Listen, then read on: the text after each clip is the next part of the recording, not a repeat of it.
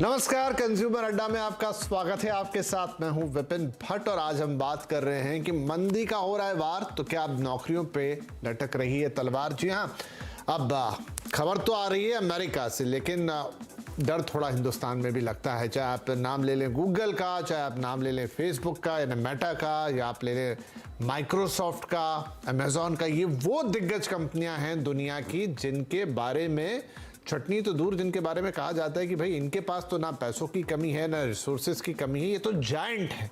लेकिन ऐसा क्या हो गया कि इन जायंट्स को भी लोगों को नौकरी से निकालना पड़ रहा है? आखिर क्या इतनी बुरी हालत हो चली है, या इनसे ही ऐसी कोई गलतियां हो गई जिसको अब ये सुधार रहे हैं?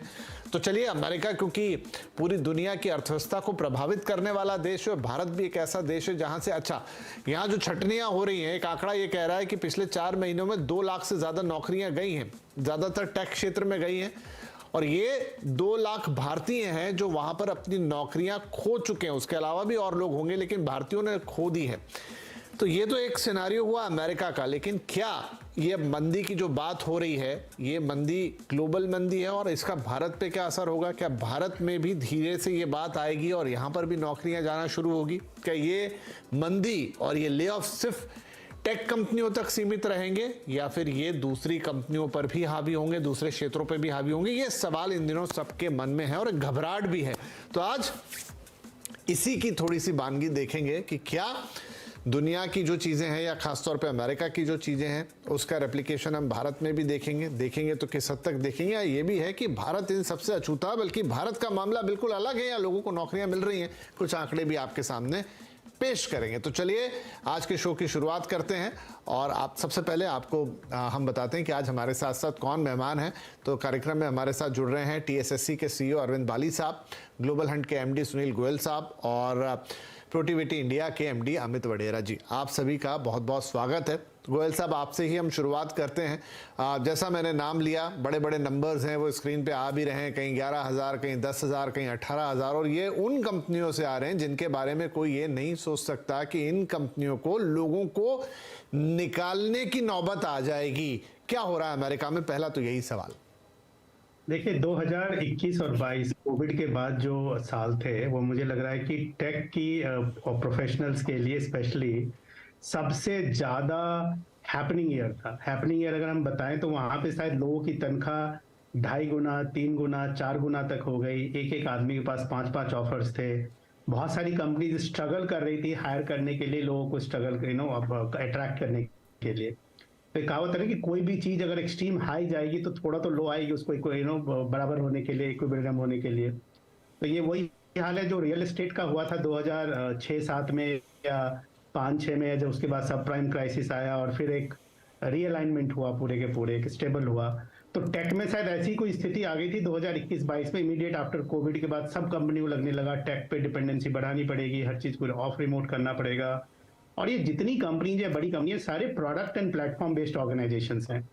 इनका जो टेक्नोलॉजी में इन्वेस्टमेंट होता है वो लॉन्ग टर्म होता है। इनका कोई इमीडिएट सेविंग, इमीडिएट कॉस्टिंग, क्योंकि छोटे छोटे प्रोडक्ट बनाते हैं, प्लेटफॉर्म्स बनाते हैं, टेक्नोलॉजी बनाते हैं, तो इनका investment 3 years, 5 years, 6 years, 10 years को देख के होता है। एक फ्यूचरिस्टिक प्लान होता है। बट अगर आप सडनली देखें, जब इतना कॉस्ट बढ़ गया, और वो कॉस्ट भी क्यों बढ़ा? हर कंट्री अपने देश में इकोनॉमी के सर्कुलर को बनाने के लिए काफी पैसा उन्होंने झोंका, RBI ने सरप्लस किया। वहां पे भी जो उनका फेडरल बैंक है, $1 ट्रिलियन उन्होंने पुश किया उसके अंदर में। तो जब पैसा इकोनॉमी में आता है तो इन्फ्लेशन बढ़ता है, इन्फ्लेशन बढ़ता है तो रेट बढ़ जाता है लोगों का। तो उस करेक्शंस के हिसाब से अगर आप देखें तो हर कंपनी ने शायद जितनी रिक्वायरमेंट थी उससे ज्यादा रिक्रूट किया। नंबर 2 में उनकी जितनी कॉस्ट थी, वो मैन पावर कॉस्ट 2x या 3x हो गई। जो एग्जिस्टिंग लोग थे उनकी एक्सपेक्टेशन भी बढ़ गई, इंक्रीमेंट के लेवल्स चेंज हो गए, हर चीज चेंज हो गई पूरी तरह मार्केट में। अब उसको स्थिर करने के लिए कंज्यूमर तो मार्केट में नहीं है, उस प्राइस को देने के लिए सस्टेन्ड नहीं है, क्योंकि अब तो सडनली हर कंपनी, RBI हो या फेडरल बैंक्स हो, सारे बैंक्स ने अपने रेट्स, रेपो रेट्स बढ़ाने शुरू कर दिए। इन्फ्लेशन को रिड्यूस करने के लिए कॉस्ट बढ़नी शुरू हो गई। तो इसका अल्टीमेटली इम्पैक्ट नौकरियों पर पड़ता है।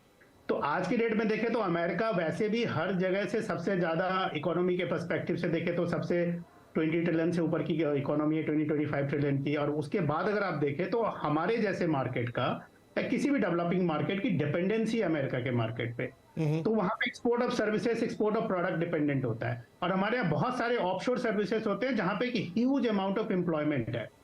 बट एक एडवांटेज है हमारी कंट्री में, अगर मैं इसका बताऊं तो, क्योंकि वहां के कॉस्ट और हमारे कॉस्ट में अभी भी 3 to 4 टाइम का डिफरेंस है। यानी वहां पे सैलरी हमारी सैलरी से 3 गुना या 4 गुना है, अगर मिनिमम भी मान ले तो 2 गुना तो है ही। तो किसी भी सिचुएशन में इंडिया में जो लोग हैं, जो इंडिया से काम कर रहे हैं, यानी जो डॉलर में नहीं रुपीज में कमा रहे हैं, उनके लिए स्थिति उतनी खराब नहीं है, थोड़ी टाइट है। जहां एक प्रोफेशनल, टेक प्रोफेशनल को 5 जॉब मिलती थी, उसको शायद 1 या जॉब मिले 2 मिलेगी। और बहुत सारी दूसरी इंडस्ट्री थी वो भी सस्टेन्ड है।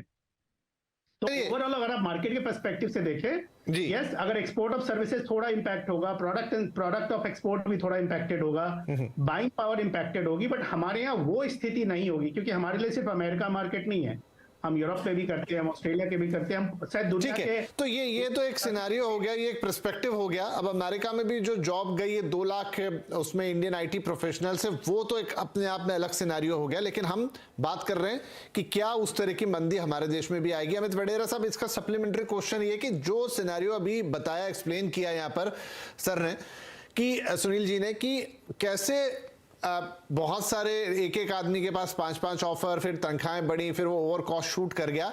इंडियन आईटी कंपनीज में भी ये सिनेरियो हुआ है, जहां पर 3-4 जो भी मेजर कंपनी, अब ये अलग है कि इनका 90% काम होता ऑफशोर ही है, इंडियन मार्केट को ये कम सर्विस देते हैं और करते वही हैं, लेकिन हुआ यहाँ पे भी।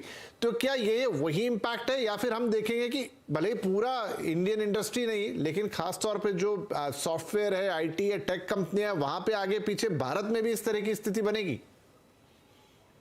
देखो, अगर आप देखो तो इंडियन आईटी इंडस्ट्री जो है, दो यूएस मार्केट पे डिपेंडेंट है, बट नॉट कंप्लीटली। जैसा अभी बताया, हम और भी कंट्रीज में सर्विस करते हैं, तो उसका थोड़ा इम्पैक्ट। इंडिया एक कंज्यूमर मार्केट खुद भी है, और आई थिंक कोविड ने एक एम्पलीफाई किया है डिजिटाइजेशन। अब ऑफ कोर्स बहुत सी कंपनीज ने ओवर हायरिंग कर ली थी और वो राइट साइजिंग अभी हो रहा है, बट ये एक स्टार्ट है डिजिटाइजेशन का। तो अगर हम लॉन्ग टर्म देखें तो एज अ कंट्री हमको प्रॉब्लम नहीं है। ऑफ कोर्स शॉर्ट टर्म में थोड़े ब्रेक्स दिखेंगे, बट अगर आप देखें, India is also becoming a captive unit globally। जो ग्लोबल सेंटर्स हैं, डिलीवरी सेंटर्स हैं, वो यहाँ पे आ रहे हैं। तो और ये ट्रेंड रहा है कि ग्लोबली अगर आप देखें जॉब कट हो रहे हैं, तो इंडिया को एक पॉजिटिव सिचुएशन में होगा, क्योंकि हमारे पास ये कॉस्ट एडवांटेज ही नहीं है, हमारे पास लैंग्वेज एडवांटेज उससे भी बड़ा है, जो शायद चाइना के पास इतना नहीं है, राइट। तो हम एक इंग्लिश स्पीकिंग कंट्री हैं, और इसीलिए बहुत से कैप्टिव जॉब्स जो हैं वो रेप्लिकेट होते हैं, तो जा रही हैं। तो इंडिया एक पॉजिटिव ऑल्टरनेटिव खड़ा होता है, और ये राइट साइजिंग है टू माय माइंड। जैसे वो ग्रेट रेजिग्नेशन हुआ था, वैसे हम बात कर रहे थे ग्रेट ले ऑफ की, बट ऐसा कुछ दिखता नहीं है। मतलब ऑफ कोर्स जॉब जा रही है, 5-6 मंथ्स तक एक ब्रेक लगेगा, बट फिर भी इंडियन मार्केट ऐसी है, एंड स्पेशली टेक और स्पेशलाइज्ड रोल्स में, जहां पे अभी भी स्किल्स की कमी है, तो consumption of candidates, skill candidates तो होगा ही। ऑफ कोर्स जैसे हम बोल रहे हैं 5-6 ऑफर्स या 2 टाइम्स 3 टाइम्स सैलरी आई, वो नहीं होगा, वो एक रैशनलाइज होगा number, but skill man power की अभी भी जरूरत है। और इंडिया में जो वो इंडस्ट्रीज थी जिन्होंने डिजिटाइजेशन बहुत पहले इम्प्लीमेंट करना शुरू कर दिया था, वो लोग ही नहीं, बट जो इंडस्ट्री जैसे मैन्युफैक्चरिंग है, और जो नॉन फाइनेंशियल और नॉन टेक कंपनीज है जिन्होंने भी डिजिटाइजेशन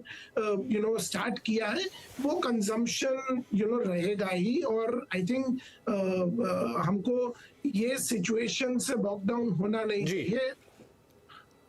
ठीक है sir, got your point. Arvind वाली साहब भी हमारे साथ जुड़ गए हैं। वाली साहब, तो दोनों तरह के आंकड़े हिंदुस्तान में, अभी हम अमेरिका में तो देख रहे हैं, तो वहां तो वही ले ऑफ्स, और क्योंकि इतने बड़े जाइंट्स हैं, माइक्रोसॉफ्ट, गूगल और अमेजॉन, तो वो थोड़ी सी चीज बढ़ के भी आती है, हवा जैसी लगती है। लेकिन अगर मैं हिंदुस्तान का सिनेरियो देखूं, तो यहाँ पर, हाँ, हमने यहाँ पे भी ले ऑफ सुने, लेकिन ज्यादा करके स्टार्टअप्स में सुने, ठीक है, थोड़ी बहुत टेक कंपनियों में सुने, लेकिन दूसरी तरफ मेरे पास ये भी आंकड़े हैं जो पिछले 3-4 महीने के सितंबर से दिसंबर 2022, जहां एचडीएफसी बैंक ने 6000 से ज्यादा नौकरियां दी, बंधन बैंक ने 2000 लोग लिए, आईसीआईसीआई बैंक ने तो 11-12 हजार रुपए के ऊपर के लोगों को नौकरी दी, और कई और सारे सेक्टर हैं जिसमें सर्विस भी हो गई, जिसमें मैन्युफैक्चरिंग भी हो गई, और भी सेक्टर्स हैं जहां नौकरियां पैदा भी हुई हैं। तो भारत के सिनेरियो को आप कैसा देख रहे हैं? क्या ये जो ग्लोबल मंदी है अमेरिका या यूरोप से जो उठ रही है, उसका हमारे यहां उल्टा एडेड एडवांटेज होगा, या एडवांटेज भले ही ना हो लेकिन हमारी स्थिति उतनी खराब नहीं होगी? देखो, हमारा तो बड़ा क्लियर है, इंडिया को कभी भी अमेरिकन या वेस्टर्न यूरोपियन मार्केट के कंपैरिजन में देखना नहीं चाहिए, क्योंकि इंडिया की इकोनॉमिक सिचुएशन बिल्कुल ही डिफरेंट है। रादर कई चीजों में जब वहां पे मंदी आती है उसका हमको फायदा होता है, और रादर क्या होता है कि जब मंदी आती है तो हर एक कंपनी को कॉस्ट कम करनी पड़ती है, जब कॉस्ट कम करने की बात आती है तो हर एक कंपनी इंडिया की तरफ भागती है। तो वो तो एक तरह से हमारे लिए अच्छा होने वाला है। लेकिन वैसे भी अगर हम इंडिया में सीन देखते हैं, इंडिया में एक तरह का इस समय हर सेक्टर में एक बहुत तेजी है। अगर आप टेलीकॉम देखें, 5G के रोल आउट्स हो रहे हैं, which is need so many people, like वो सब टेक के लोग हैं। लोगों के लिए मतलब मार्केट में जितनी डिमांड है उतने जॉब स्किल्ड मैन पावर मिल नहीं पा रही है। हम लोग उन कंपनियों के साथ काम कर रहे हैं तो हमें मालूम है कि ऐसी रिक्वायरमेंट है। अब जहां तक एक टाइम ऐसा था कि जो सारा टेलीकॉम आईटी जो थी, जो कि टेलीकॉम सॉफ्टवेयर का जो काम था, वो सारा इंटरनेशनल कंपनियों में होता था। वो धीरे धीरे सारा काम अब इंडिया में आ गया। अब जो 5G के नेटवर्क्स लग रहे हैं वो ज्यादातर काम इंडिया में ही हो रहा है, और हमारा ऐसा मानना है कि 2030 में जब हम 6G तक पहुंचेंगे उस समय तो शायद इंडिया ही सब जगह नेटवर्क अपना या अपनी टेक्नोलॉजी दे रहा होगा। तो इंडिया को आई थिंक इन चीज़ों से इफेक्ट होने का कोई भी कारण नहीं है, और जो ले ऑफ्स उन कंट्रीज में हो रहे हैं उसका यहाँ पे डायरेक्ट कोई भी इफेक्ट नहीं है। रादर आई विल से कि जो IoT, मशीन लर्निंग, इन सब एरियाज में जो काम होने हैं, हमारे पास इतनी डिमांड है इंडिया में, रादर यहाँ बैठ के और उन कंट्रीज को हम यहाँ पे सपोर्ट कर सकते हैं, उनकी कॉस्ट को कम कर सकते हैं। तो इंडिया को तो I think in a way we should be happy कि हमारे लिए और नई अपॉर्चुनिटीज क्रिएट होने वाली है। चलिए, अच्छा है, आपकी बातें सभी लोगों की थोड़ी दिलासा देने वाली है यहाँ पर कि इस तरह की चीजें नहीं होगी। सुनील गोयल साहब, आज मैं किसी से बात कर रहा था तो उन्होंने कहा कि देखिए सिनेरियो को ऐसे समझिए कि वैल्यूएशन का टाइम गया, वैल्यू का। शायद उनका इशारा इस तरफ था कि जैसे हम स्टार्टअप्स में थोड़ी वैल्यूएशंस की बात करते हैं, उन कंपनियों में दिक्कत आ जाती है, लेकिन जो कंपनियां वैल्यू बेस्ड हैं, जिनके प्रूवन रिजल्ट हैं, जो अच्छा कर रही हैं, वहां कोई दिक्कत नहीं है। क्या आप भी इस बात से इत्तेफाक रखते हैं?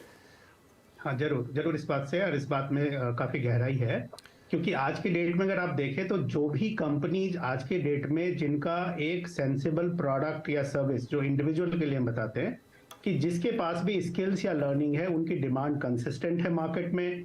उनके लिए ऐसा नहीं कि जॉब्स खत्म हो गई हैं, जॉब्स तो अभी भी आ रही है। शायद रिक्रूटिंग फॉर्म्स हैं, हम लोग सर्च फॉर्म्स चलाते हैं, हम लोग पास रोज बहुत सारी जॉब्स आती है जो काफी स्किल्ड स्पेसिफिक रिक्वायरमेंट है।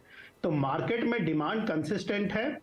हर इंडिविजुअल को अपने आप को कैपेबल और मार्केट डायनेमिक के हिसाब से बना के रखना पड़ता है। देखिए, सिर्फ फर्क इतना होता है कि जब वो ये फ्लो चल रहा होता है, जब पीक चल रहा होता है, तो उस समय लेस स्किल, मोर स्किल, सेमी स्किल्स सारे लोगों को जॉब मिल जाती है, शायद बहुत ज्यादा सैलरी पे उनको प्रीमियम मिल जाता है।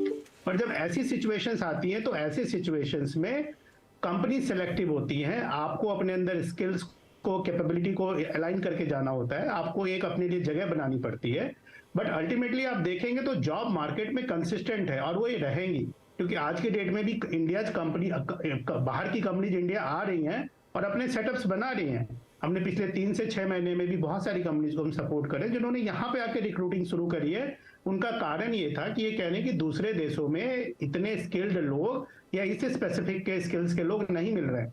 टेक्नोलॉजी डेफिनेटली उसमें सबसे ऊपर है, पर टेक्नोलॉजी के अलावा बैंकिंग, फाइनेंशियल सर्विसेज है, pharma, health care, life sciences है, ऑटोमोबाइल है, R&D है, इंजीनियरिंग है। हर सेगमेंट में हमारे यहाँ रिटेल है, लॉजिस्टिक है, सप्लाई चेन है, हर जगह पे रिक्वायरमेंट है हमारे यहाँ पे।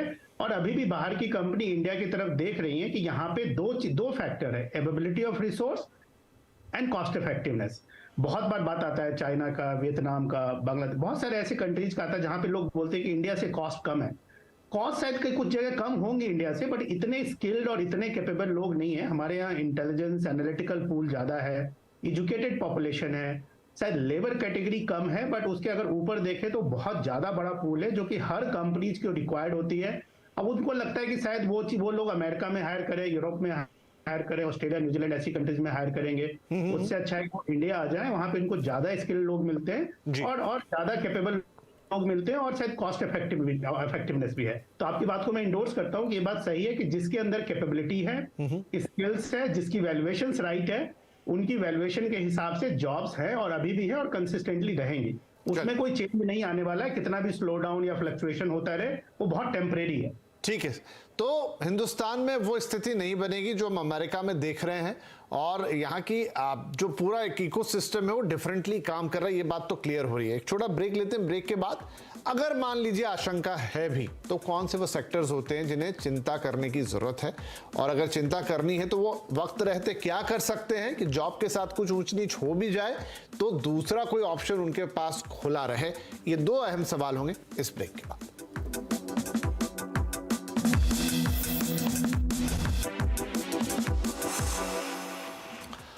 Welcome back. हम बात कर रहे हैं कि मंदी का वार और नौकरी पर लटक रही है तलवार। अमेरिका के एग्जाम्पल से पूरी दुनिया में थोड़ी घबराहट है, जहां पर बड़े बड़े टेक जायंट्स, बड़ी बड़ी कंपनियां, गूगल, माइक्रोसॉफ्ट, अमेजॉन, इन सबसे बड़ी मात्रा में, बड़ी संख्या में लोगों को निकाला जा रहा है। तो ब्रेक से पहले अमेरिका की सिचुएशन को हमने समझा और यह भी जाना कि भारत की सिचुएशन इससे अलग है, लेकिन वडेरा साहब, खुदा ना खास्ता यहां पर भी कुछ ऐसी स्थिति बनती है, तो वो स्थिति किन सेक्टर्स में बन सकती है? भगवान ना करे कि वैसा हो, लेकिन अगर आती है तो कौन से सेक्टर्स पे सबसे ज्यादा आशंका रहेगी?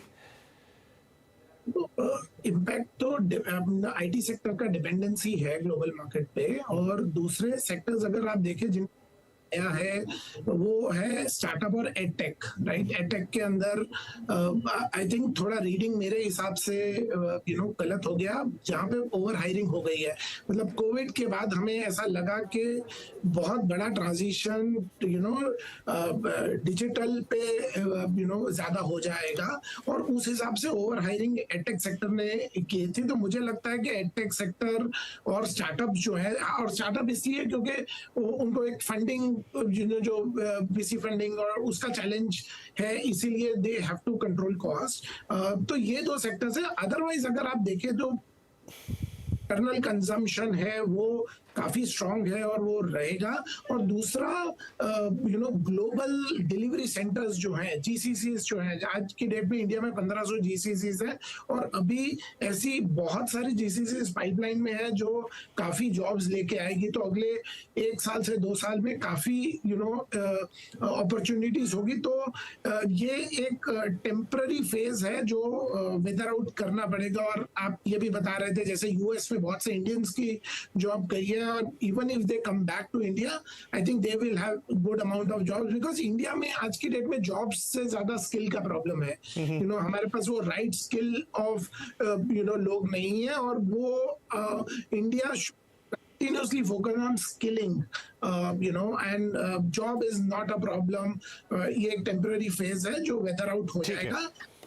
चलिए, ये अच्छी बात है कि टेम्परेरी फेज है। यहाँ पर बाली साहब एक और पर्सपेक्टिव है जिससे मैं सवाल पूछूंगा कि इस समय जो सोशियो इकोनॉमिक या world political, socio political scenario है, एक तरफ वॉर भी चल रही है, एक तरफ अभी भी पैंडेमिक से पूरी तरह बाहर नहीं है, बीच बीच में दूसरे देशों से नंबर्स आते हैं, पहले चाइना ने डराया, अब जापान से खराब नंबर आ रहे हैं।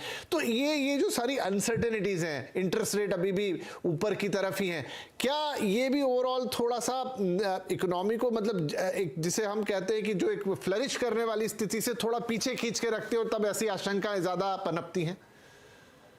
क्या टेक्निकली स्पीकिंग ये सब चीजें इकोनॉमिक्स को बहुत इम्पैक्ट करती हैं, इफेक्ट करती हैं, लेकिन हमने जो पिछले 2-3 सालों में देखा है, इंडिया अभी तक इन सब चीजों के अगेंस्ट काफी अच्छी रेजिलेंस शो कर रहा है। इंडिया ने इन सर्कमस्टांसेस में भी ग्रोथ शो की है, अच्छा ग्रो किया है, रादर आई से कि एक अपॉर्चुनिटी बना के हम लोग आगे चले हैं।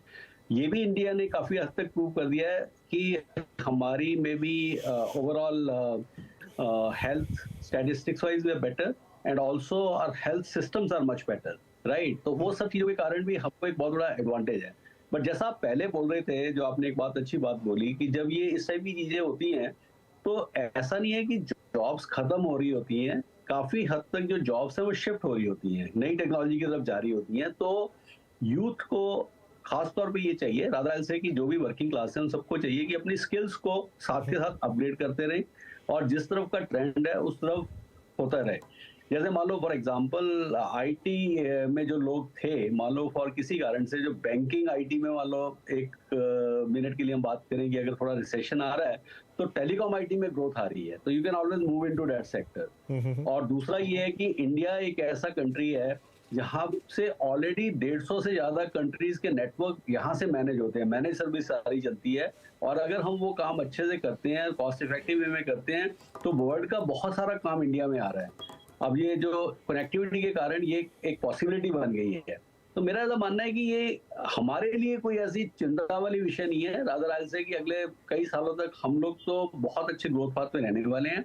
हमें सिर्फ जो ध्यान देना है कि हमें अपने यूथ को प्रोडक्टिव बनाना है, उनको स्किल्स दे के रखना है, और जो लोग एम्प्लॉयड हैं उनको साथ के साथ ये भी बता के रखना है कि नए एरियाज कहाँ पे हैं और क्या स्किल हैं। वैसे मैंने आईटी कंपनियों में देखा है कि जो जितने यंग लोग खासतौर पर उसमें जो काम करते हैं वो अपने आप से बहुत सर्टिफिकेशंस करते रहते हैं, बहुत लर्निंग करते रहते हैं, उनको पता है डायरेक्शन किस तरफ जा रही है, वो क्विकली अपने आप को अडॉप्ट कर लेते हैं और जॉब ले लेते हैं। और इसीलिए हम लोग बहुत सक्सेसफुल हैं इस फील्ड के अंदर। चलिए, तो ठीक है, जिस आशंका के साथ इस शो की शुरुआत की थी, शो के खत्म होते होते तक वो काफी हद तक दूर हो रही है। हमारे तीनों ही एक्सपर्ट ये कह रहे हैं कि ठीक है, सारी बातें अपनी जगह है, अमेरिका का हाल है, यूरोप का हाल है, दुनिया में एक युद्ध भी चल रहा है, महामारी भी है, थोड़ी सी इश्यूज भी हैं इकोनॉमी के साथ, लेकिन इन सबके बीच में भी भारत का जो प्रदर्शन है वो पूरी दुनिया से हटके है।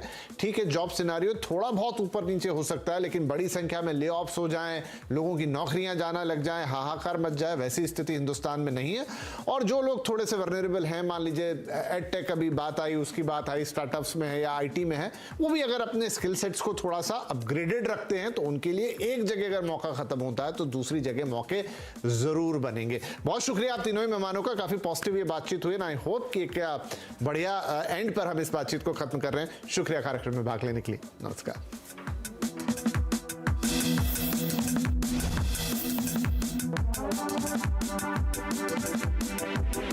बता दें कि मनी कंट्रोल पर दिए गए विचार एक्सपर्ट्स के अपने निजी विचार होते हैं। वेबसाइट या मैनेजमेंट इसके लिए उत्तरदायी नहीं है। यूजर्स को मनी कंट्रोल की सलाह है कि कोई भी निवेश निर्णय लेने से पहले सर्टिफाइड एक्सपर्ट की सलाह लें।